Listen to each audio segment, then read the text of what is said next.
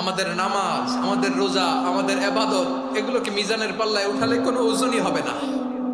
তবে আমাদের একটা কৌশল জানা আছে, আমরা আল্লাহর রহমতের ভিখারি। আমরা সেদিন আগেই গুনার স্বীকৃতি দিয়ে দেব। আমরা বলবো, আল্লাহ তুমি প্রশ্ন করার আগে তোমার একটা কথা বলি, আমারে কিছু জিজ্ঞেস করো না, আমি সব করেছি। এমন কোন পাপ নাই যে পাপ আমারে দিয়ে হয় নাই। তোমার রহমত দিয়ে তুমি জান্নাতে পাঠাবা, তোমার দয়ায় জান্নাতে যেতে চাই, আমল দিয়ে না। পারবেন বলতে? কিয়ামতের দিন আমরা বলবো, আল্লাহ আমার আমল দিয়ে জান্নাত চাই না, আমি তোমার দয়া দিয়ে জান্নাত চাই। তোমার দয়া ছাড়া আমার কোনো উপায় নাই।